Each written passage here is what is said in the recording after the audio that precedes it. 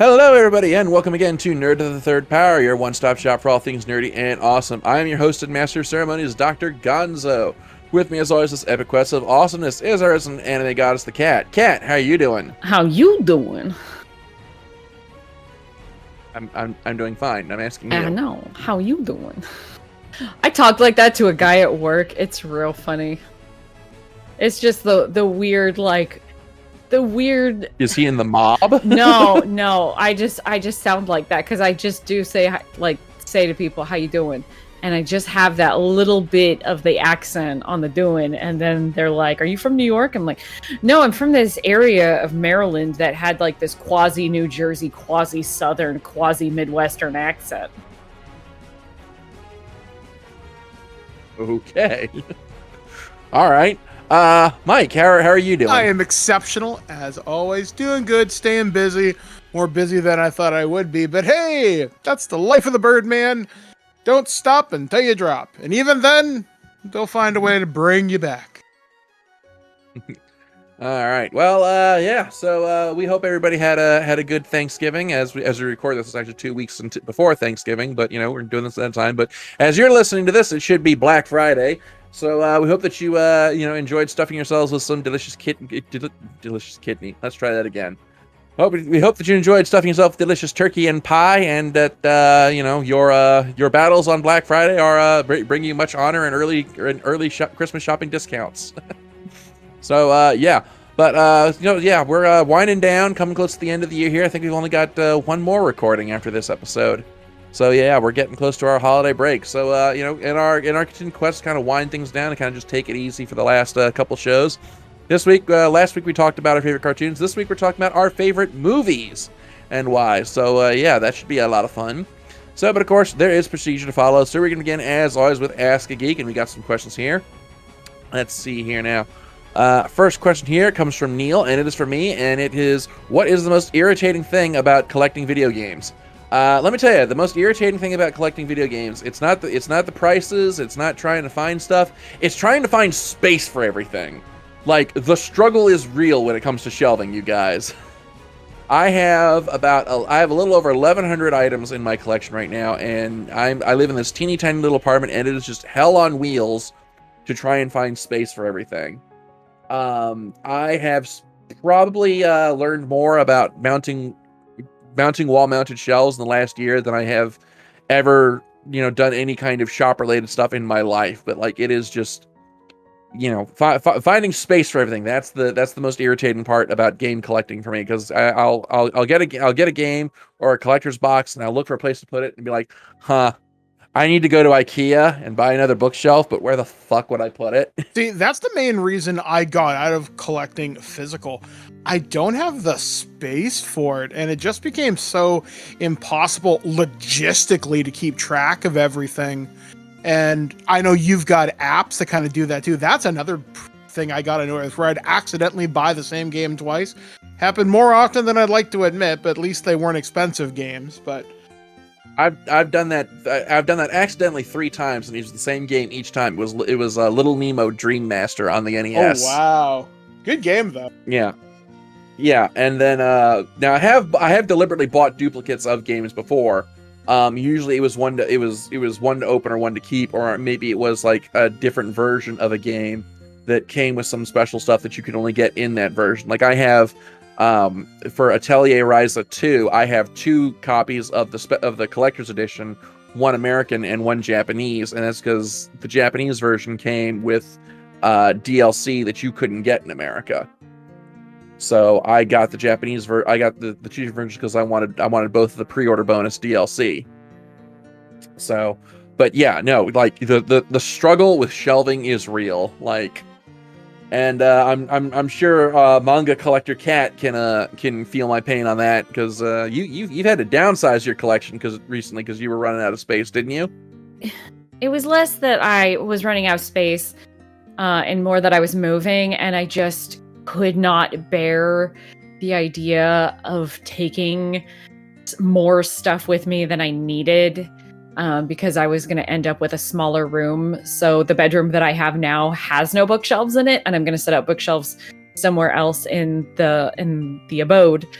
But it was just like, okay, I had to be just painfully realistic about like, when's the last time I read this? Do I think I'm going to read this again anytime soon? But what you got to understand from the collector perspective is, when I was in Japan, which was many years ago now, I bought over 150 volumes of manga. Holy shit. Because I lived near a place called Book Off, which is a used bookstore, and you could buy like 20 manga for like $12. So it literally cost me more to ship it home on a slow boat from China than what I paid for the manga. I probably spent like maybe $100 on the manga. So yeah, I did a bad thing. I did a very bad thing and bought that much manga. And then, have slowly accumulated more and more and more until it was like, okay, I have to be realistic. Because I'm a collector and I like a lot of things, but I also need things that are not manga, like clothing. And place to put a third cat tree for my stupid spoiled goblin cat. So like I've had to base a lot of my things in my bedroom based around like how many bookshelves I have, and now I'm sort of on I'm gonna need some like hanging shelves rather than bookshelves now, because there's a lot more stuff I need to put in my bedroom that I do not have room for. So but I downsized a lot of my manga because it was just too much. And I got rid of a lot of books as well. Thankfully, I have a niece, and I was able to just be like, here you go. Here's some things that I loved that I don't want to just throw away or give to some stranger. Here, you take these books that I loved. Yeah. So yeah, shelving. The struggle is real. But yeah, I've been putting up a lot of wall mounted shelves in my game room and in my bedroom to hold some of my stuff. Actually, kind of a funny story. We were trying to mount a shelf in the game room on the last bit of bare wall, and we got one shelf mounted up, and we couldn't get the one underneath it because as we were drilling the hole, we kept hitting like some kind of steel plate. And my brother, who's the one who owns the tools, is like, "Well, I got a drill bit that'll pierce through steel. We can just drill right through it." And I was like, "Yeah, sure, let's go ahead and do that." So he went to go retrieve it, and on his way back, he just happened to look into our kitchen, which is on the other side of the game room wall, no. and saw that what we were hitting was the back of the fucking fuse box. Oh my god! You guys should not be allowed. Like, you should not be left alone to your own devices. So he's like, yeah, Gonzo, you might want to come out, come into the kitchen. Why? Yeah, you can see what we've been hitting. We were hitting the fuse box. I was like, oh, yeah, maybe nix the drill piercing, the steel piercing drill bit then. Yeah, so. Oh, no. I was like, I really don't want to have to tell my mother that my brother got launched across the room trying to put up a shelf to hold games and anime figures. Yeah, explain that one to the EMTs when they show up. Yeah. So yeah, but so those shelves are in my bedroom now. But yeah, shelving. It's if it's not trying to find places to put shelves, it's trying to play this never-ending Tetris game to get everything to fit on the shelves you already have. And the thing you want to play is at the bottom, and you have to figure out how to get it out from underneath everything. Yeah, really, the worst of it is this bookshelf that I have all my special editions on, because that is like filled to burst, and I've got everything arranged like just so, where everything's there, and you can actually see everything. Everything's nice and displayed, but like I've got to fucking rejigger everything every single time a new collector's box comes in, and I've got like 6 of those coming in from limited run in the next couple of months. So yeah, that's gonna be fun. Yeah. Okay, let's see. Next question here. Okay. Alrighty. Okay, here's one for you, Kat. This one comes from Percy. And they ask, what is an out-of-print manga that you would like to see get a second run? Oh my god. Let me think here. There was some Korean comics, manhwa, that came out in the early 2000s that I adored. that either got dropped from publication either in Korea or America, but at the time you could not find this information out. And there was one that I really loved. I was reading it back in like 2002. That's how long ago this was, you guys. Back when I had my first part-time job working at a Walden Books. And there was this manhwa called Ragnarok. And it's like tangentially related to that old MMORPG that existed online. The character designer for that was the manhwaga, I think is the right term, the artist. And he wrote this really cool story, and it was extremely loosely based on Norse mythology. And it was a really cool world and really interesting characters and really interesting character developments. And then it just stopped. And I don't know if it ever repicked back up, but I think I still have that somewhere in a box. But I would love if that would get like a re-release over here in some sort of like collector's edition, because mine are pretty beaten up from rereading a million times. I'm trying to think of anything else I'd love to see another run of. Shit. A lot of the stuff that I really like actually got re-released, because my first thought would have been Magic Knight Rayearth, but that got another release and maybe got a third release. I'm not sure.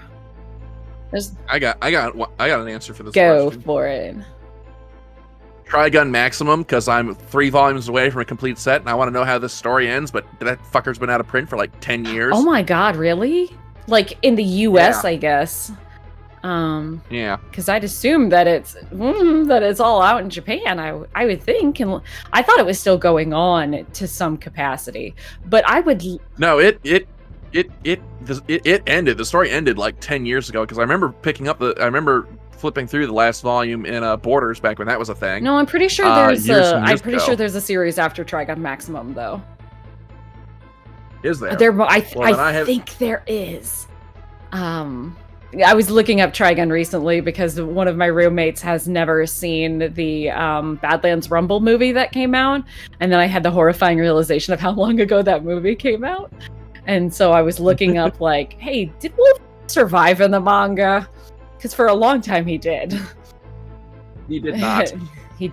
He made it a lot longer in the manga than he did in the anime, because the manga's a lot longer. But what I would love for Trigun are one of the big mega tankoban, which like Door stoppers. Yeah, I want one of those, because quite frankly, like again, space is an issue, and those fuckers are really big. But I like the density of them. I like having all that shit in one place. I bought all the re-releases of like every Clamp manga that they did in a tankobon like that. I bought because they cleaned up a lot of the like the errors, like the translation errors, because it was basically like they were re-releasing it more accurately.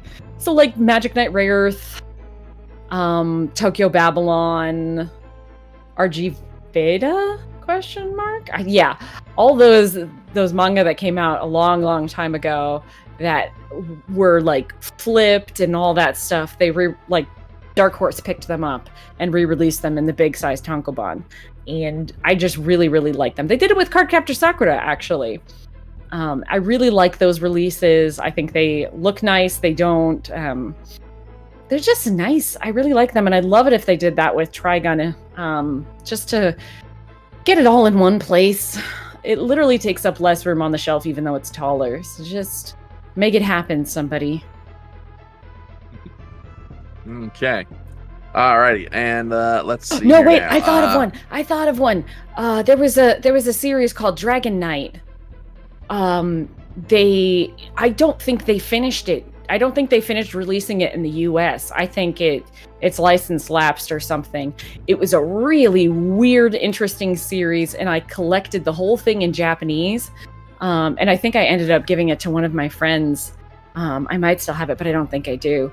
And it was really cool, but it was really strange. And the translations were a little bit, I don't want to say questionable, but like the names were very weird and romanizing them was very difficult. And that is a series. It was called Dragon Knight. And it was very good, and I really enjoyed it. And I loved those characters, and boy, did it not pull any punches in killing characters. And I desperately want a re-release of that series. And if they could do that in a giant tankobon, that would be great. Thank you for asking. Okay. All right. Next question is for me, but I'm going to open it up to Mike as well because it's kind of up your wheelhouse. This question here comes from Rick, and he asks, do I watch any gaming YouTubers? May I watch very few, mostly because of issues that I discussed in a previous Ask Geek question about things that irritate me about gaming YouTubers. I tend to focus on ones that the ones that I follow tend to focus more on game collecting than news or reviews. So, Metal Jesus Rocks is a big one that I follow. I like him. Lithium and his channel, Lithium and his channel Nintendo Collecting is another one that I watch. That guy has a game room that like I would murder to have. Like you look at his game room and it is just like it's basically a Nintendo mecca. It really is. He has got so much awesome stuff. And he's got like his ceiling decked out to look like the bricks from Super Mario Brothers with like the question blocks. Like it's fucking insane the amount of work he's put into that room. I can only wish to have a game room that's a quarter that awesome. Games of War is another one that I follow. The closest that I come to watching, the only channels I really watch that focus on new stuff is I watch Wolf Den, more for his videos about like hardware and accessories. And I watch Woodhawker, his channel Beat 'em Ups, every now and then. Catch some of his videos. I also love a channel called Arlo, who with him it's the presentation because I'll just come out and say it. Arlo's a Muppet, a literal like Muppet presenting video game reviews and talking about Nintendo, and it's such a creative, wholesome little channel that I love it so much. But a lot of the big gaming YouTubers like RGT85 or Normal Boots I don't really follow. RGT85 basically, it's nothing against the guy himself, but like just something about his voice just kind of irritates me. I don't know. Stop Skeletons from Fighting I'll watch every now and then when they do something interesting. I like their stuff because they tend to focus more on like historical stuff or like really kind of oddball stuff that I didn't know about. Like they just did an entire like 2-part video series on like the apparently hundreds of different mobile ports of Resident Evil 4, which I'm pretty sure now has the record for the most remade game ever. So, but yeah, those are the major gaming YouTubers that I follow. Mike, what about you? I follow a bunch of different ones, so I'll kind of go through the laundry list. I watch a couple of people that started out on YouTube, and now they do a lot of Twitch stuff. They also do YouTube stuff as well. The first one is a guy named Justin Kostef Chandler. He's the former owner of Team Caliber, which was a Call of Duty kind of pro league. He does COD trolling videos, and he's kind of what got me back into COD back in 2014 when he was doing advanced kind of warfare, and that's why I'm the asshole who runs around in every gun game and punches you so you go back a level. I'm that guy. Another one is a person I started watching because she lived in the TK house, which is sponsored by G Fuel. Her name is Fuya, and I've just become a friend over the years. Like in actual real life, I talk with other members of her family, and it's kind of fun. We do like a Christmas exchange every year. Another one that I watch because I've been with these guys since the beginning is the Game Chasers, and I've known Billy and Jay since the show started. I remember when they were compared to the Retro Hunters on Screw Attack, and I know Rob from the Retro Hunters is back online now. Another for game reviews, I don't watch any of the really big guys just because, nah. But there's a guy that I like, and I can't remember what his channel is, but it always pops up in my home thing. his name is Jeremy. I know that for sure. And his reviews are always buy, wait, or don't touch, or replaced by deep discount if it's on Steam. And his reviews are really in depth and technically very good. He's also kind of funny too. I really respect his opinion. Another person that I follow are another COD YouTuber named Drifter, and he does all the gun guides every year and breaks down all the stats. And he also does interesting thought experiments and thought videos, and I like his perspective on most things. Another guy is a more technical COD YouTuber named Exclusive Ace. He does great technical breakdowns on how all the guns work and all the mechanics for like kind of class setups and everything. I'm trying to think. The gaming historian, Norm, wonderful guy, one of the most genuine people I've ever met in my life. Plus his videos are top-notch research. Like, you don't get much better than Norm. Another person that I really like, they used to be part of Machinima, but now it's just him, really. I think his name is Bruce Green. I think the channel's just called Inside Gaming, and he always does a video every Saturday where it's just like, here's 5 minutes of news, here's a 5-second game review, where he's like, yeah, it's good, it's fun. And then he just moves on to what's coming out the next week. He's great for keeping track of stuff. Metal Jesus Rocks, I love that guy's attitude. I really do. Can I tell you, there's a funny story about how I discovered Metal Jesus. So the first time I saw one of his videos, I remember very specifically, it was one he was talking about this like N64 HDMI add-on. Mm-hmm. And if you look at the thumbnail for that video, he's got like this scowl on his face. Me not knowing anything about this guy when I see him, I look at him and I'm just like, man, this guy looks like he fell out of a Rob Zombie cover. So like I started the video expecting like this kind of like angry, kind of like gruff voice, and the guy starts talking. It's like, oh no, he's a teddy bear.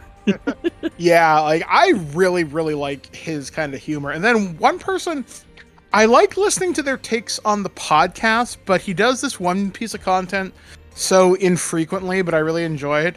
It's Pat the NES Punk. I love flea market madness, mostly when he finds toys. I'm always really interested in that. And sometimes he'll hit on a really good podcast topic that I like. I like him more as a podcaster than I did his like kind of scripted humor.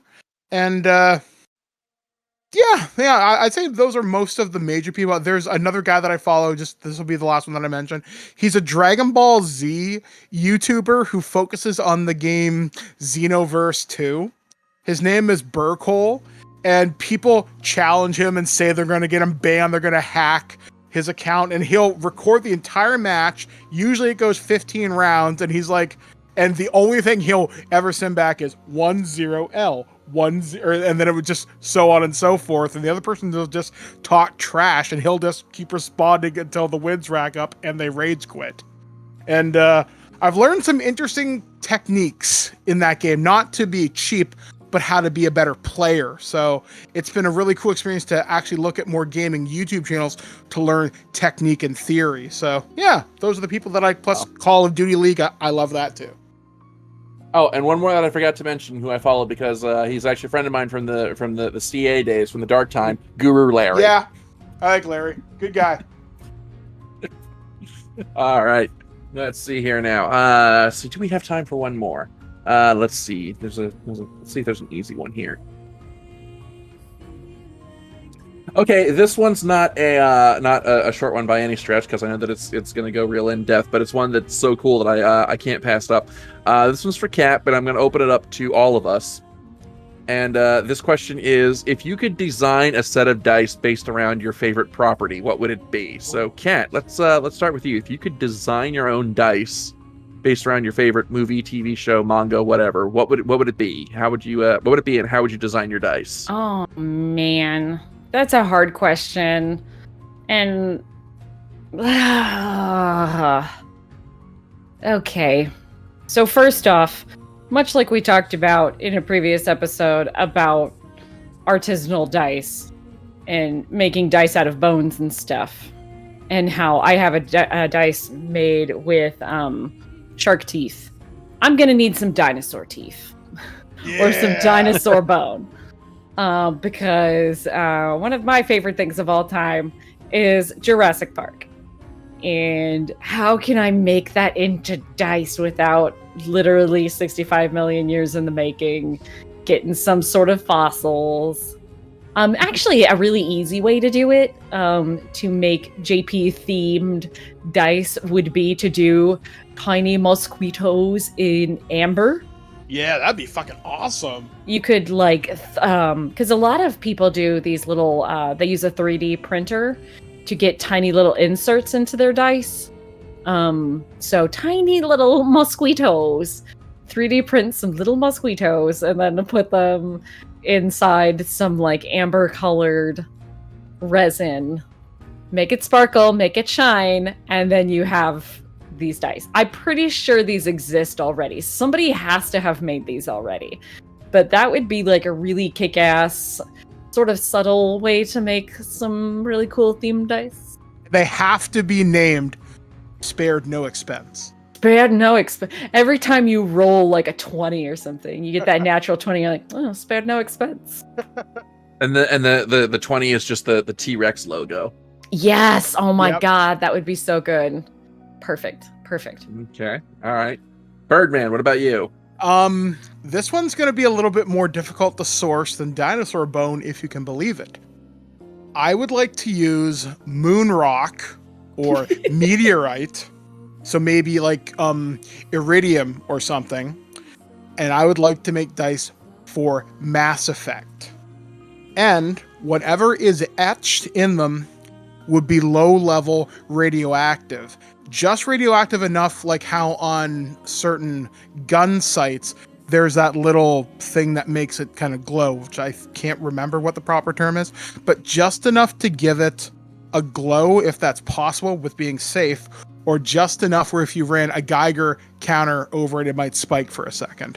Just to give it that otherworldly, biotic feel, right? Like this has come from the mass relays or something like that. I think that would be fantastic. And you could only roll these dice if the galaxy map music from Mass Effect 1 is currently playing. Like, it would just be so astounding.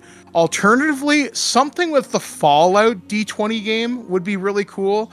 I just don't know what you could do outside of maybe making a Nuka-Cola themed set, maybe for the different types like quantum, cherry, orange, root beer, etc. Maybe those are the different dice types, with quantum being an actual glowing D20, like those liquid crystal dyes I've seen them do. Those are cool. Yeah, so maybe something like that could be really cool, because Fallout's more possible than harvesting meteorites right now. So and you want radioactive dice. Yeah. If you ever get those, you're not allowed to bring them if we ever meet and play in person. I've already had one type of cancer. I don't need you giving me another with your nuclear dice. Yeah, no space cancer for you. Yeah. But Space cancer, I'm sorry. Yeah. Not sure how to feel about that, because on the one hand it's funny, but on the other, you're making fun of me for having cancer. Hey, maybe you'll get superpowers like the Fantastic Four. Who knows? Okay, and now you're going too far. Scale it back. I love you, man. Okay. All right. Well, for me, I think my if I could design dice off anything, it would be off of The Legend of Zelda. I would love to have a set of dice modeled maybe after the different colors of rupees, or maybe like the 20 on the D20 is just the Master Sword. One thing, if you're going to do a Zelda themed dice, the D4, which is the little pyramid one, each side has to have the Triforce carved into it. Like, each side of the D4 has to be carved to look like the Triforce. Like, that just has to happen. You cannot do a set of Zelda dice and not have the Triforce be represented in some way. I'm gonna send you a link. Okay. I'm literally gonna send you a link to some Zelda themed dice, but it was also a pun. Okay. Are you gonna send it like now or after recording? I'm trying. My phone is not so fast, but yeah, I'm. But one moment.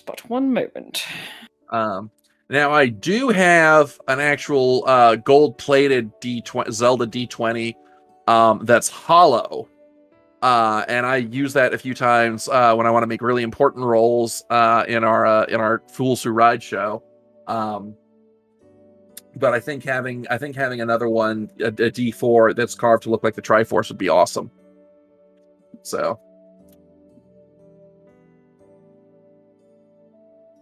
oh, you sent it through Facebook. Okay. Yeah, it was easier. Oh yeah. Okay. Yeah, these are nice. Those are so pretty. Yeah, those are. D4 does not look like the Triforce, though. Well, it was literally the first thing I could find. I know. I'm just razzing. But anyway, that's all the ASCII questions that we have for this week. Thank you as always for sending them in. We love getting your questions, love reading them on the air. So go ahead and get your questions in. You just might get yours read on the show. All right, and last week we talked about our favorite cartoons, and this week, as we kind of wind things down, as we kind of take it easy after the Thanksgiving holiday, we thought we'd talk about another easy topic: our favorite movies and why we love them. So yeah, so let's just jump right into it. So we started with Kat last time, so Mike, let's start with you this time. What's your favorite movie ever and why? I'm gonna go with my favorite movie ever because everyone's like, oh, he's gonna talk about fucking aliens again or RoboCop. No, I'm actually going to talk about something that sparked an interest heavily in science and history, and that movie is Apollo 13 by Ron Howard. This movie came out in 1995. I must have seen it in theaters easily 10 times during its run, and it never got boring. I actually watched it just before the show today, and it still gets me to this very day. So for those of you that don't know, Apollo 13 was an American space program mission in the 1970s with the goal of landing on the moon, obviously, and that was supposed to happen. However, due to a manufacturing defect inside one of the oxygen tanks, when they performed a cryo stir of the oxygen, there was a spark, big boom in the command module, and it was a disaster in space where they were leaking oxygen, they were losing power. They could have died in space, and they wouldn't be the first people to die in space either. So, but it would be the first Americans in space, outside the ones who died on the kind of launching pad in the capsule. But it's a story of how these three astronauts, Jim Lovell, Fred Hayes, and Jack Swigert, were able to come together over the course of several days to get back to Earth. But they've got to think quick, they've got to work together, and they have to prove they are the top of their fields in order to come back. And even one of the flight controllers, Gene, I can't remember his last name, who was there up until like the 90s or something, had said, this is going to be our finest hour. And with all the different engineering teams working together, they were able to come back. And Ron Howard, when this movie had been optioned around Hollywood under, I think it was called Lost Moon or something like that, there were people attached to the project or asked to. Kevin Costner's name was tossed around.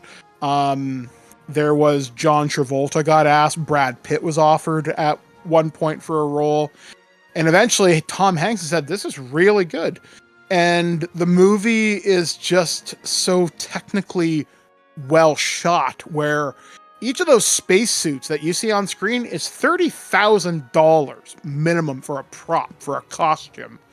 But you're also looking at how they designed the limb, the command module. That's almost exact NASA specifications for some of that. They even went up in the famous Vomit Comet spaceship thing that they use to kind of train, where they take the astronauts up to a really high altitude, then drop really fast, and then you're weightless for so long. So those scenes are technically real. And it was just such an interesting view of the space program. It took it so seriously. I've been a big lover of astronomy my entire life. I grew up on the Discovery Channel. I read many books about space. Even as a child, I understood a lot of things. And Apollo 13 made me pay more attention to the space program, because the Hubble Space Telescope, I think, was launched in the early 90s to mid 90s. When the Galileo probe got to Jupiter in the 90s, I remember that being a big deal. That's what got me interested in going back and seeking out old issues of National Geographic, specifically when Voyagers 1 and 2 passed by Jupiter, Neptune, and Uranus, and we saw these planets for the first time in full actual color. That's what your eye would see. And it was something so beautiful and astounding. Plus, the movie gave me another score by the same guy who did Aliens, James Horner, who's unfortunately passed away.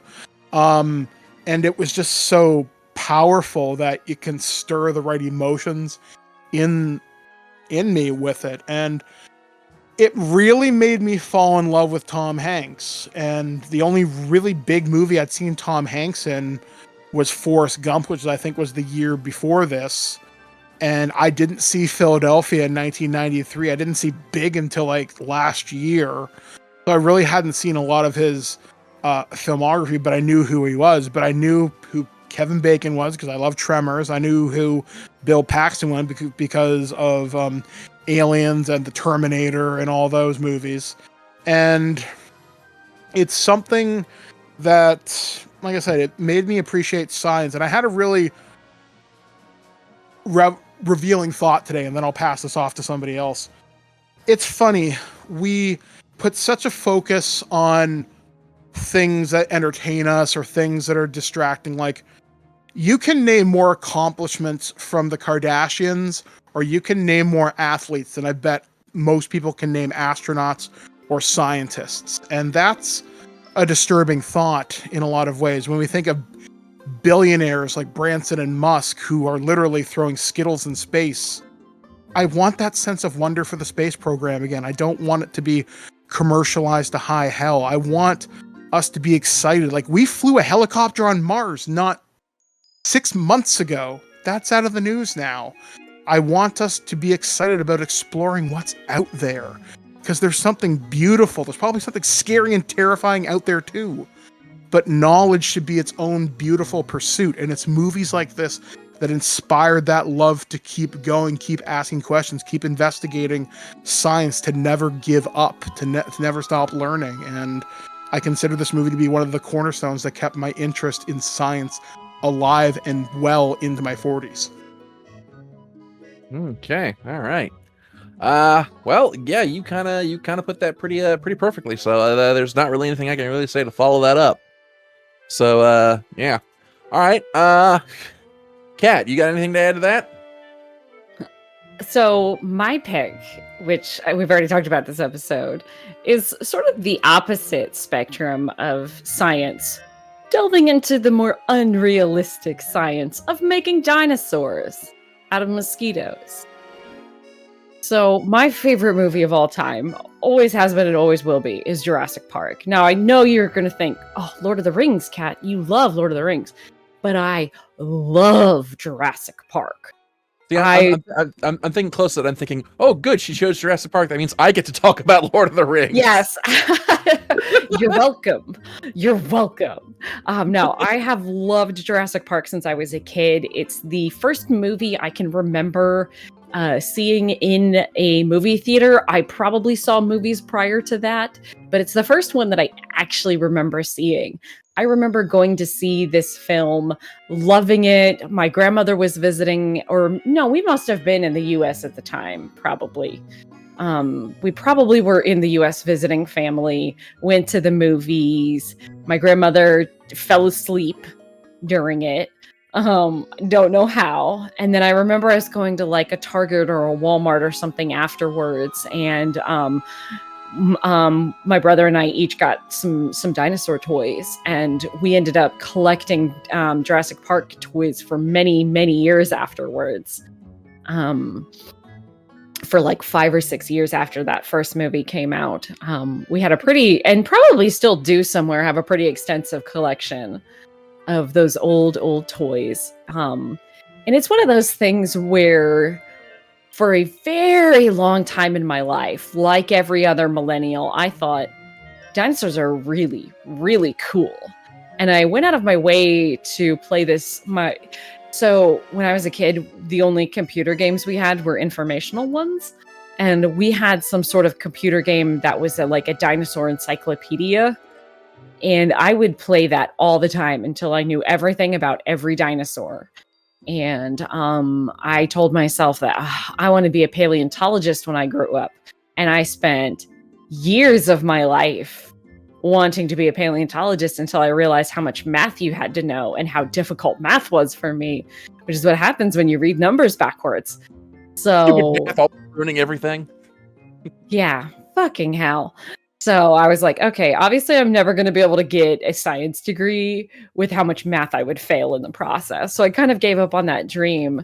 But there's always part of me that's like, I know you can go do shit like this. You can pay money to go be on a dig, or something like that. And that's part of why I ended up collecting other kinds of more easily accessible fossils. And so I had a pretty, and still do have a pretty decent little shark tooth collection of fossilized shark teeth, fossilized like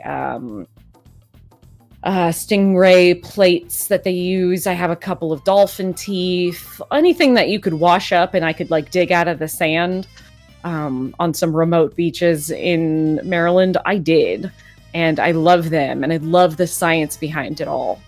But Jurassic Park for me was just, so besides shaping up my love of science from a young age, even though I can't do the math to back it up, it was just fascinating. What a concept. Because the very idea is like, capitalism kills. Maybe don't do that. Like, here's a guy, especially more so in the books than the movie, but like a guy who wants to make money off of an extinct species that he has not learned enough about, and hires people that are underpaid, and he gets sabotaged, and then it's a monster. It's a monster flick after that.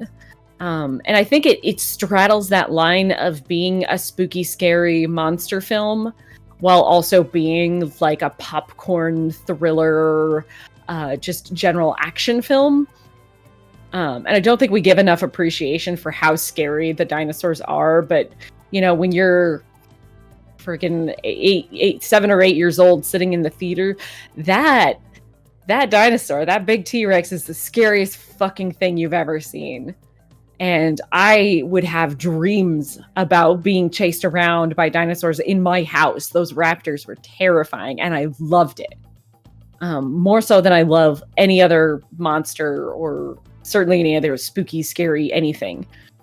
And it's kind of, everybody talks about this, but it's worth bringing up that the CG that was used in this film was completely revolutionary at the time. And it still generally holds up today. Oh yeah, this was. I think it's fair to say that Jurassic Park was King Kong for our generation. It really 100%. was. If you've go ahead.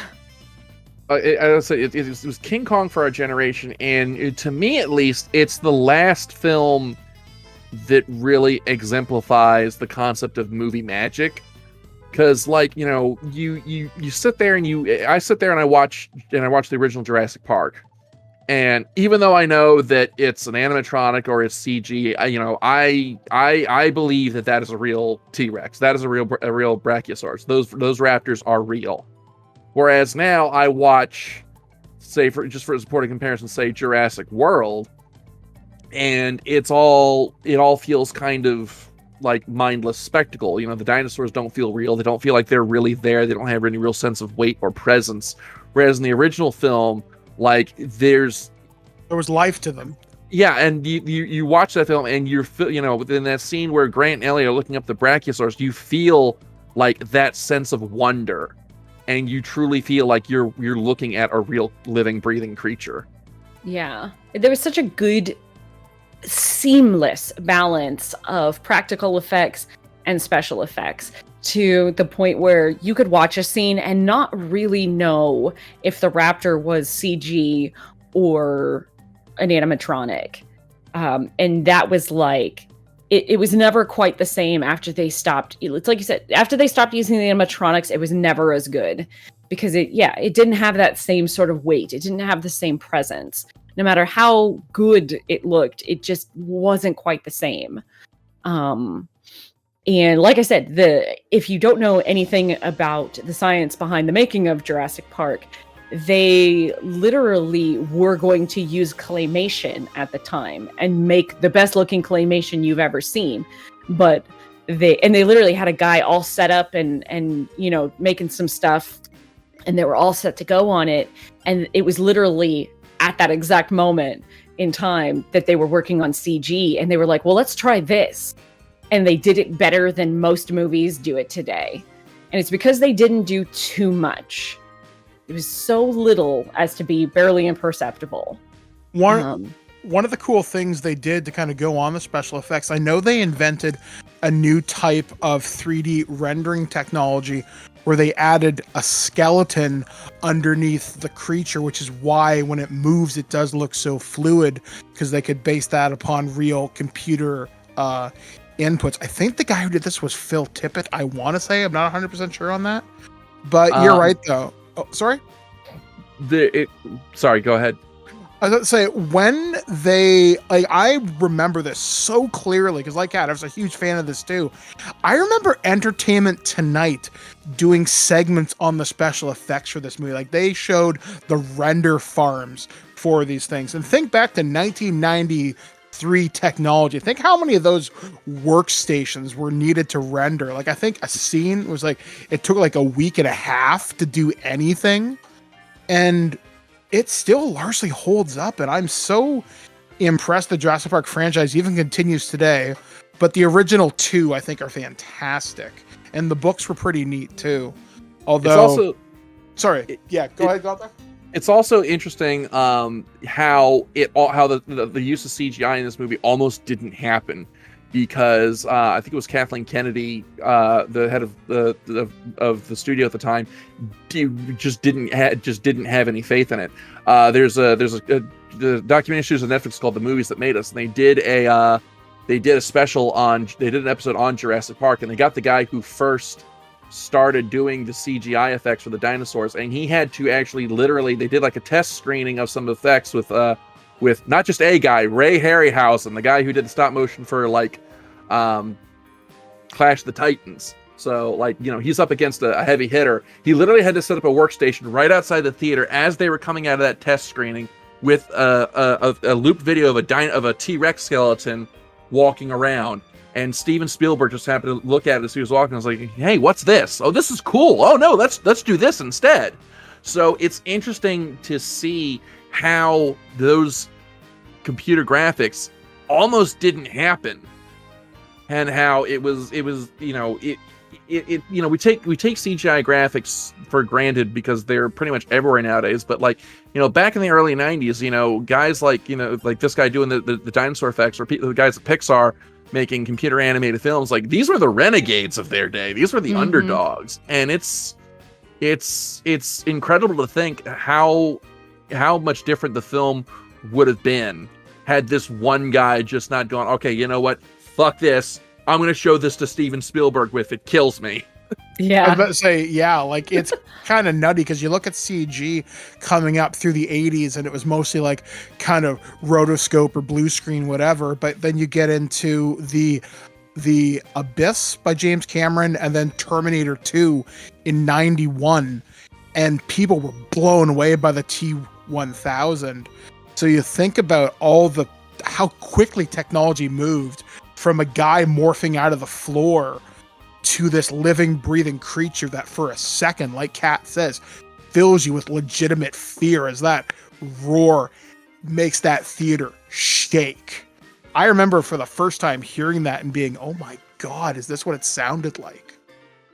I also think that it has this sort of Jaws-ness to it, in that there is a lot of scariness to be found by not showing the dinosaurs.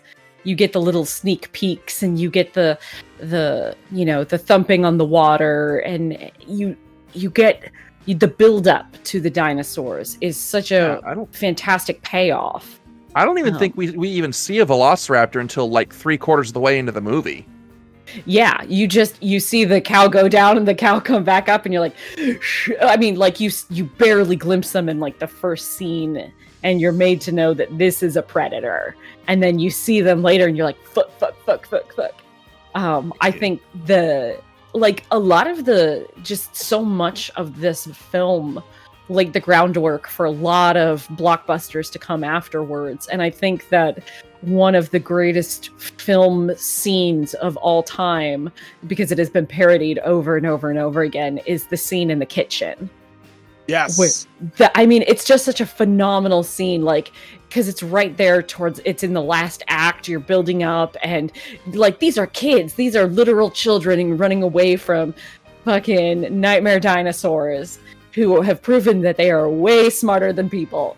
And they're in an impossible situation, and these kids are just clever enough to escape, and your heart is pounding. And it's just such a fantastic scene. I'm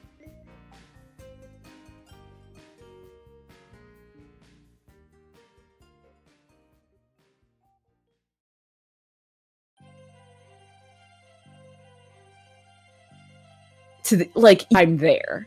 And I think that is such a testament to just how wonderful this script was and how great those actors are, because kids are annoying as hell in most films. And even these kids in particular are meant to be a little bit annoying, but God, what a fantastic scene. And like, how many movies or TV shows, or how many times has this been redone? How many times has this been parodied? Because they did such a fantastic job.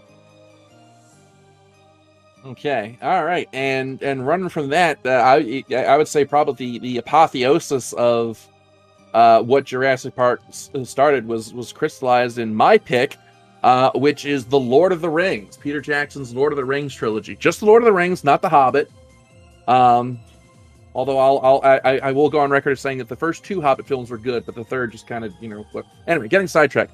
But yeah, Lord of the Rings, my favorite movie of all time. Movies of all time. I'm kind of surprised that I even in the chat, we're in our Facebook chat, we were discussing what we're going to talk about this episode. Kat was like, okay, it's going to be a coin toss between Jurassic Park or Lord of the Rings. So I know that Lord of the Rings is like up there for her as well. But like, we talked about with Jurassic Park that, you still watch it and you believe that you're looking at a real creature. Lord of the Rings, you believe that you're actually being transported to this other world. And it is so incredible, the amount of work and effort and love and world building that went into the making of this film trilogy. Like, there's a reason why the special making of features are like 24 hours long on each movie. And I've seen them all. But it's like, it's just astonishing, just the level of work that went into this. And it's amazing to think how many roadblocks there were, or there were so many points where if just one little thing had changed, the whole movie would not have worked. Like, there's a bit where Peter's talking about presenting the film to the film execs at Miramax. No, not Miramax, at New Line. And he's just shooting for, to make 2 movies. And the exec is like, Peter, why would anyone in their right mind make 2 movies out of this story? And Peter's just like, oh God, that's it. This isn't going to work.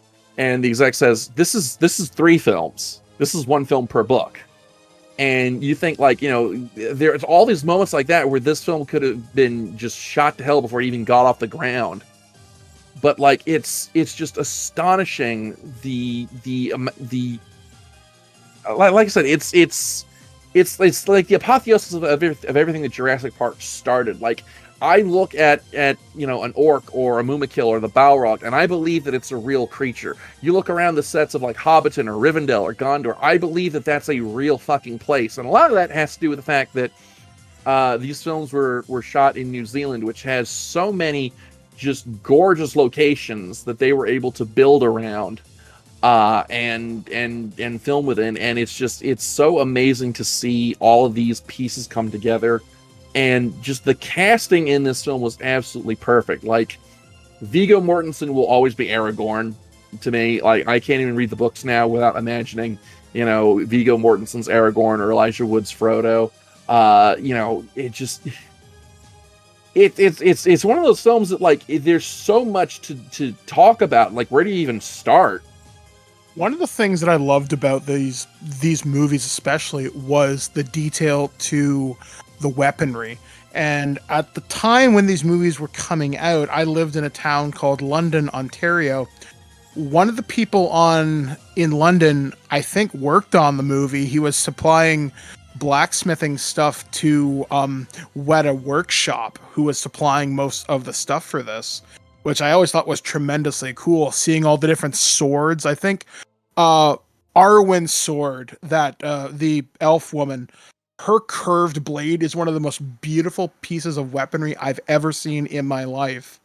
And you were right, just the spectacle of this, seeing these places, like the Shire, that's a place, man. That's not Middle Earth. That's here and now. You're right. There's not many movies that can inspire that sense of wonder. And I remember. Go on, dude. Please wax poetic. I want to swing back to you talking about the weapons. Yes.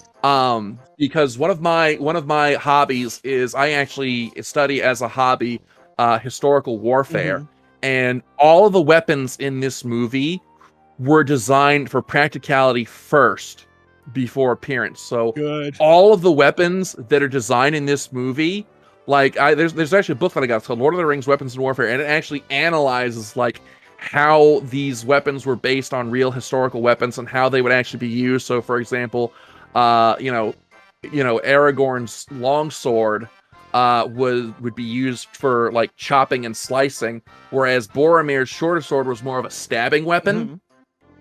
And analyzing like all the different combat styles that were utilized in this movie, and like how the elven swords were kind of based on katanas, which were because of the curved blade, they're used more for slicing.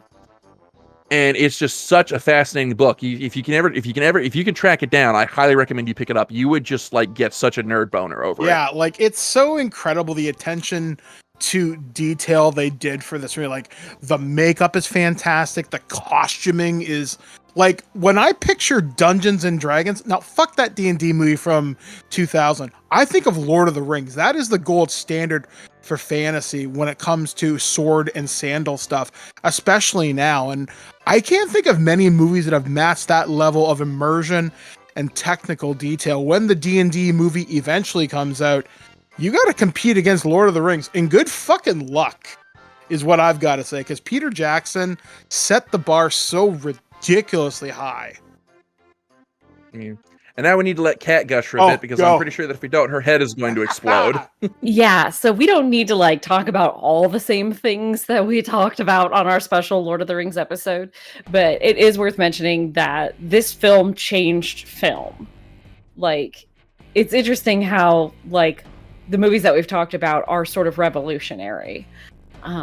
So Lord of the Rings changed movies as we know it, because suddenly the film industry was like, okay, we gotta jump on this fantasy train, we've got to do Lion and the Witch and the Wardrobe, we've got to do all these things. And every big movie, no matter if it was fantasy or sci-fi or whatever, had to have that big epic battle scene. It had to have the two armies clashing at one another the way that Lord of the Rings did it. And it also showed that genre films could be taken seriously, because you look, especially at fantasy films, prior to Lord of the Rings, you had stuff like Legend, or Conan, or Conan. It was all stuff that was very cheesy, kind of schlocky. But Lord of the Rings comes along and shows that no, fantasy and genre films, they can be cinematic experiences. They can be great movies. How many years did Return of the King win? Was it all of them? Almost all of them. Yeah, it did a massive. It was like 12 or something. It was an insane number. And for a genre film to win that many Oscars, I don't think anybody's really done it since. Like, you see the Marvel movies get passed over for even nominations, much less awards, time and time again, because they don't want to award a genre film, even though like Marvel movies are now sort of the standard movie because it's everything that's coming out. But Return of the King fucking crushed it. I actually got a story about the Oscar awards for Return of the King. So I'm pretty sure I mentioned this on the show, but every year me and a group of friends, we do an Oscar betting pool. And for the year that Return of the King was up, I bet on it for everything. And it was actually this year was the reason why every year afterwards we only bet on the top 5 instead of all of them. And I cleaned the fuck up. I was 19 years old and I walked away with almost $1,000 from that betting pool. Oh my god. One of the things that's one of my favorite memories for Return of the King, I saw it with my girlfriend at the time, Christy, in this really old 1930s style theater. So think of the red velvet from the ceiling, the really cool curtains that a usher had to come out and open and close. It was a really classy experience. It looked like something out of 1930s New York. And I'm sitting there in a crowd of probably 500 people. And Return of the King plays out, the huge battle where the army of the dead comes to fight near Aragorn's side. Cool. And then guess what happens? I gotta go to the bathroom. And I'm like, I gotta pee. Can't pee. I think I held that for the next 2 hours. When they get back to Rivendell, I'm thinking, oh good, there's 5 minutes left. I was wrong. But I remember Return of the King for being the movie that tested my bladder to the end, but being so happy for these characters. And I can't think of many movies out of the 2000s that really had me cheering for individual people like that. Like, even being sad for kind of Gollum when he went nuts, but cheering for Gandalf the White when he came back. Because I never read the books as a child. I had no idea that Gandalf was going to come back. I mean, that was fucking Magneto, as far as I knew. And, you know, it was magical. There's no other way to put the Lord of the Rings movies as a whole. They're like Jurassic Park. They're transcendent in their time in a weird kind of way. And it's amazing how far filmmaking has come from the silent movies of the 1910s and forward to now. It's kind of amazing. So on the topic of testing your bladder, it's worth pointing out that I think the Lord of the Rings films were like the longest films I'd ever seen when they were coming out. Oh yeah. But man, how phenomenally paced were they that they didn't feel that way? Yeah, that's weird. Never seen that happen. And it sort of has become the standard now that films are all just like 2.5 hours long. Like non-comedy films are all like 2.5 hours long. And I think Lord of the Rings sort of set the groundwork for that. Like, okay, get ready, because this is it. You're gonna be sitting here for a while. You better be like, and now just everything's that way. I feel like Lord of the Rings really set a lot of standards for our expectations for films. I think it tested us, like you said. It tested your bladder, but it tested our ability to our attention span. How long are casual people, normal people willing to sit down and watch something that's completely made up, including your kids? How long are your kids gonna sit there in the theater and watch all of that happen on screen? And the answer was infinite. We will sit down for an infinite amount of time and watch that shit on screen because it was amazing. Yeah, it not only tested it tests our attention spans, but our willingness to believe. And you know, it's I think it kind of says something that no one's really tried to test us in the same way since then, or if they have, they haven't been able to measure up. I think actually, and the Infinity War and Endgame are the two films that really even came close in recent memory to reaching that level. But that is about all the time that we have this week. So we hope you guys had a great Thanksgiving, and we will see you guys next time. Sound off in the comments. What is your favorite movie and why? What does it mean to you? Why does it resonate with you? And we will see you guys next time. Thank you as always for tuning in. As always, I'm Dr. Gonzo. I'm the cat. Houston, we have a problem. All right, we'll see you next time. Taka, play us out.